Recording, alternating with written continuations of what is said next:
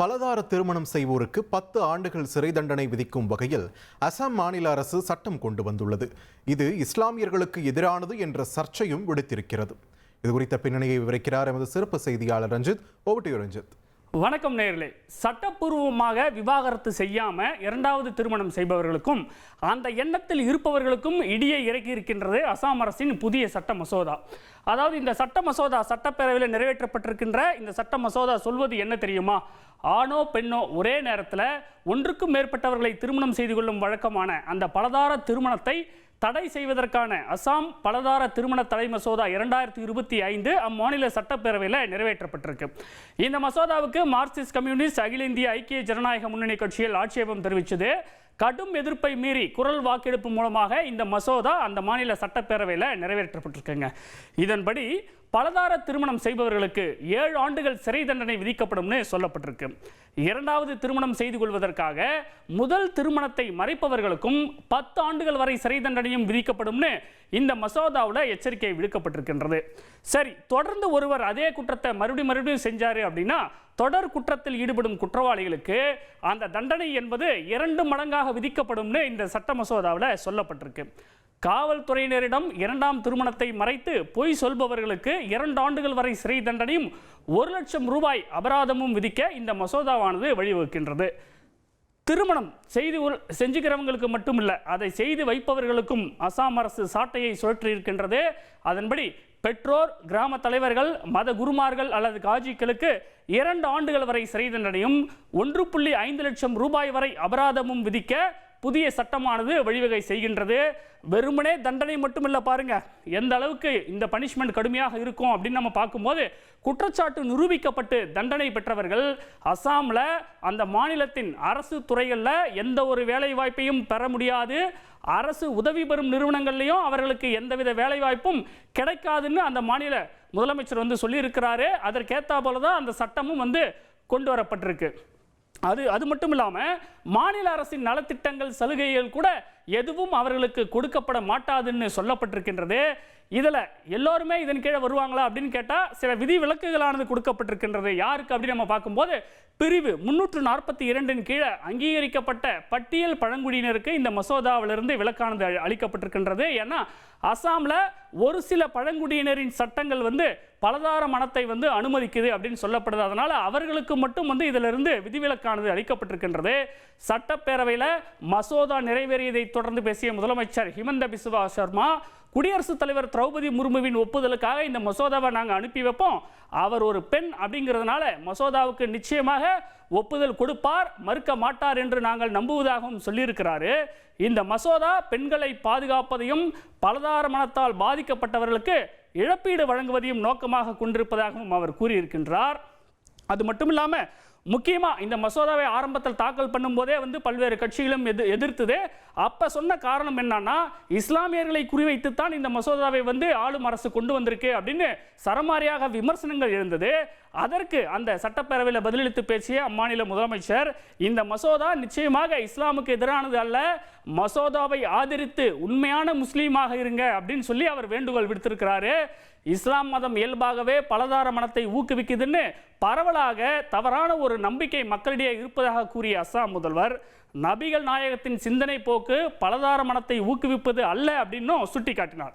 முதல் மனைவியின் சம்மதம் இல்லாமல் இரண்டாவது திருமணம் இஸ்லாத்தில் சட்டப்பூர்வமாக செல்லுபடி ஆகாது என்றும் அவர் சட்டப்பேரவையில் சுட்டிக்காட்டினார். பலதார திருமணத்தை தடை செய்த, அதாவது துருக்கி மாதிரியான பல முஸ்லீம் நாடுகளும் இருக்குன்னு அவர் குறிப்பிட்டார். இந்த நேரத்தில் நம்மிடையே தமிழ்நாடு முஸ்லீம் முன்னேற்ற கழகத்தின் பொதுச் செயலாளர் முனைவர் பேராசிரியர் ஹாஜா கனி அவர்கள் இணைந்திருக்கிறார். சார் வணக்கம், இணைப்பில் இருந்தமைக்கு நன்றி. அசாம் அரசின் இந்த புதிய சட்ட மசோதா இஸ்லாமியர்களை குறிவைக்குதா? உங்களுடைய பார்வை என்ன சார்? முதலில் அஸ்ஸாம் சட்டப்பேரவைக்கு இந்த அதிகாரம் இருக்கிறதா என்பது சட்டத்தின் பார்வையில் ஆய்வு செய்யப்பட வேண்டிய ஒன்று. இது அரசமைப்பு சட்டத்தின் அடிப்படை உரிமைகளோடு மோதுகின்ற ஒரு பொருளை அவர்கள் எடுத்து சட்டமாக்கி இருக்கிறார்கள். அது தொடர்பான ஒரு கருத்தை சட்ட வல்லுநர்களிடம் விட்டுவிடுவோம். இப்போது திரு பிஸ்வாஸ் அவர்களுடைய விசுவாசமான கருத்துகளில் ஒன்றிரண்டை நான் ஆதரிக்கவே விரும்புகின்றேன். இது இஸ்லாமியர்களை குறிவைக்கவில்லை, குறிவைத்து இந்த சட்டம் கொண்டு வரப்படவில்லை என்று சொல்லியிருக்கிறார். அது உண்மைதான். இந்தியாவிலேயே புள்ளி விவரங்களின் அடிப்படையிலே பார்த்தால் மிக குறைவாக பலதார மணம் செய்திருப்பவர்கள் முஸ்லிம்கள். 1967ஆம் ஆண்டு வரை மக்கள் தொகை கணக்கெடுப்பிலேயே ஒரு கேள்வி கேட்கப்படும். பலதார மணம் குறித்து அவருடைய மனநிலை பற்றி கேட்பார்கள், எத்தனை திருமணங்கள் என்பது. அது பிறகு அந்த கேள்வி விடுபட்டு விட்டது. அப்படி பார்க்கும் பொழுது 1961ஆம் ஆண்டு நம்முடைய இந்தியாவுடைய கெசட் வெளியிட்ட ஒரு புள்ளி விவரத்திலேயே 4.1 விழுக்காடு தான் ஒட்டுமொத்த முஸ்லிம்களில் பலதார மணம் செய்திருந்தார்கள். ஆனால் பிற சமயத்தினர் 8, 9 என்கின்ற அளவிலே இருந்தது. நாளுக்கு நாள் முஸ்லிம் சமுதாயத்தில் அந்த வழக்கங்கள் குறைந்து வந்திருக்கின்றன. ஒன்றை புரிந்து கொள்ள வேண்டும், இவர்கள் முஸ்லிம்களை குறிவைத்து ஒரு சட்டத்தை கொண்டு வரவில்லை, இந்திய அரசமைப்பு சட்டத்தை குறிவைத்து கொண்டு வந்திருக்கிறார்கள். குறிப்பாக இந்துக்களை குறிவைத்து கொண்டு வந்திருக்கிறார். இதனால் அதிகம் பாதிக்கப்பட போகிறவர்கள் இந்து சமுதாயத்தைச் சேர்ந்தவர்கள். உங்களுக்கு தெரியும், இந்த நிகழ்ச்சியை பார்த்து கொண்டிருப்பவர்கள் உங்களோடு நட்பில் இருக்கின்ற, உறவில் இருக்கின்ற எத்தனை முஸ்லிம்கள் பலதார மணம் செய்திருக்கிறார்கள் என்பதை சிந்தித்து பாருங்கள். இந்த நாடறிய வாழ்ந்த தலைவர்கள் பல பேர் பலதார மணம் செய்திருக்கிறார்கள். தமிழ்நாட்டில் புரிவதற்காக சொல்ல வேண்டும் என்று சொன்னால், எழுத்தாளர் பாலகுமாரன் அவர்கள் உயர் வகுப்பை சார்ந்தவர்கள். அவர்கள் கூட 2 மனைவியோடு வாழ்ந்திருக்கிறார். அதை ஒரு கட்டுரை குறிப்பிட்டிருக்கிறார். ஒருவனுக்கு ஒருத்தி என்று சொல்வதே ஒரு பொய்யான தத்துவம் தான் என்றெல்லாம் சொல்லி இருக்கின்றார்.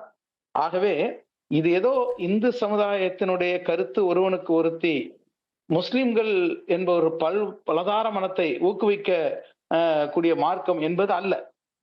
சரியாக சொல்ல போனால் பலதார மணம் குறித்து ஒரு கேள்வி எழும் பொழுது இஸ்லாம் மார்க்கம் அதற்கு வரைமுறை இருந்திருக்கின்றது. ஒரு பெண்ணை ஆசை நாயகியாக வைத்திருந்து பிறகு அவரை கைவிட்டு விடாதே. ஒருவர் இறந்த பிறகு அவருடைய ஆசை நாயகியாக திருமணம் செய்து கொள்ளாமல் அவரோடு வாழ்ந்தவருடைய பிள்ளைகளுடைய நிலைமை எவ்வளவு கொடுமையானது என்பதை தமிழ்நாட்டு சூழலில் நீங்கள் புரிந்து கொள்ள வேண்டும் என்று சொன்னால், அக்னி நட்சத்திரம் என்று ஒரு திரைப்படம், பிரபலமான திரைப்படம், மணிரத்னம் அவர்கள் இயக்கிய சேரன் பாண்டியன் என்ற ஒரு திரைப்படம். சரி, இப்ப நீங்க மேற்கோள் காட்டுவது எல்லாமே விதிவிலக்காக இப்ப ஒரு சிலர் நீங்க மேற்கோள் காட்டுறீங்க. ஆனா இப்ப பொதுவா பார்க்கும்போது நடைமுறையிலேயே நம்ம அன்றாடம் செய்திகளை நம்ம பார்க்கிறோம். அதாவது முதல் மனைவி இருக்கும் போதே வேறொரு பெண்ணை திருமணம் செய்து கொள்வதும், அதாவது ஒரே பெண் பல ஆண்களை ஏமாற்றி திருமணம் செய்து கொள்ளக்கூடிய நிகழ்வுகளும் இந்த சமூகத்தில் தொடர்ந்து நடந்துகிட்டு தானே இருக்கு. ஸோ இந்த மாதிரியான சமூக அவலங்களுக்கு முற்றுப்புள்ளி வைக்கணும்னா இந்த மாதிரியான சட்டங்கள் அவசியமானது தானே. அந்த பார்வையில் நீங்க பார்க்கலையா? அதாவது நோய் ஒன்று இருக்கின்றது, அதற்கு மருந்து என்ன என்றால் வேறொன்றை சொல்கிறார்கள். நோய் முதல் நாடி அது தணிக்கும் வாய் நாடி வாய்ப்பச்செயல் என்பது அந்த மருத்துவம் சொல்வதனுடைய முறை. இங்கே அபலையாக விடப்படக்கூடிய பெண்களை பற்றி கவலைப்படுகின்றீர்களா? ஒரு பெண் பல ஆண்டுகள் அவருடைய கணவர் எந்த தொடர்பும் இல்லை, அப்படியே விடப்பட்டு விடுகின்றார். அவர் கடவுச்சீட்டு எடுக்க கூட முடியவில்லை. அந்த பெண் யார் என்பது எல்லோருக்கும் தெரியும். அப்படிப்பட்ட பெண்களுக்கு எத்தகைய சட்டத்தை பாரதிய ஜனதா கட்சி இயற்றியிருக்கின்றது? பாரதிய ஜனதா கட்சி ஆளக்கூடிய மாநிலங்களிலே அபலையாக விடப்பட்டு கடவுச்சீட்டு கூட எடுக்கப்படாத நிலையில் விடப்பட்ட பெண்கள் ஒரு கட்டத்திலே திருமணம் ஆகவில்லை என்று கூட தேர்தலில் தகவல் பிறகு அவர்கள் திருமணம் ஆனவர் என்று மாற்றி மாற்றி தகவல் சொன்னவர்களுக்கெல்லாம் எத்தகைய சட்டங்களை கொண்டு வந்து தண்டித்திருக்கிறீர்கள் என்பதை சிந்தித்து பார்க்க வேண்டும். சரிப்பா, இதுலயே இஸ்லாம் மார்க்கம் பாதிக்கப்படக்கூடிய பெண்களுக்கு இழப்பீடும் வழங்கப்படும் சொல்லி இருக்காங்க இல்லையா? இது ஒரு பாசிட்டிவான அம்சம் தானே. எந்த பெண்ணுக்கு இழப்பீடு தரப்போகிறார் என்று பார்க்க வேண்டும். பொதுவாக நாம் ஒருவனுக்கு ஒருத்தி என்பதுதான் இந்திய சூழலிலே எல்லோரும் ஏற்றுக்கொண்டு வாழ்கிறார்கள். அதே நேரத்தில் ஒரு பெண்ணை அபலையாக விட்டுவிடக் கூடாது. ஒரு குறிப்பிட்ட காலம் ஆசை நாயகியாக வைத்திருந்து பிறகு அவரை கைவிட்டு விடக்கூடாது என்பதிலே இஸ்லாம் கருத்தாக இருக்கின்றது. அதனால்தான் திருமணம் செய்து கொண்டு உரிமை உடையவராக அவரை ஆக்க வேண்டும் என்று மார்க்கம் சொல்கின்றது. அந்த வழிமுறையில் திருமணம் செய்து அவர்களுக்கு சகல உரிமையும் தர வேண்டும் என்பதுதான் நிலைப்பாடு. இந்த அனுமதி இருப்பதனாலேயே அவர்கள் இஸ்லாம் மார்க்கத்திலே பலதார மணத்திற்கு அனுமதி இருக்கின்றது என்று சொல்வதை விட இஸ்லாம் மார்க்கத்தில் பெண்களுக்கு உரிமை இருக்கின்றது. பாதிக்கப்படக்கூடிய பெண்ணுக்கு அந்த நாளை சமூக தகுதி, அவள் யார், அந்த பெண்ணால் கைவிடப்பட்டவருடைய நிலை என்ன, ஒரு ஆண் இறந்து விட்ட பிறகு அவரோடு வாழ்ந்த பெண்ணின் நிலை என்ன, மனைவி என்ற பொறுப்பு கிடைக்குமா என்பதிலே பார்க்கும்போது இஸ்லாம் மார்க்கம் எல்லா பெண்களுக்குமான உரிமையை உறுதிப்படுத்துகின்றது.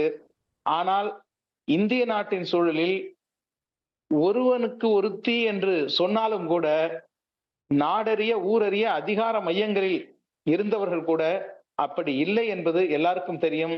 அதை எந்த சட்டமும் தடை செய்யவில்லை என்பது தெரியும். இது ஒரு மோசமான கருத்துருவாக்கத்திற்கு அசாம் அரசு கொண்டு வந்திருக்கிறது. அரசமைப்பு சட்டத்துக்கு எதிரான ஒரு சட்டம் என்பதுதான் நம்முடைய கருத்து. நன்றி சார். இணைப்பில் உங்களுடைய கருத்துக்களை பகிர்ந்து கொண்டமைக்கு மிக்க நன்றி சார்.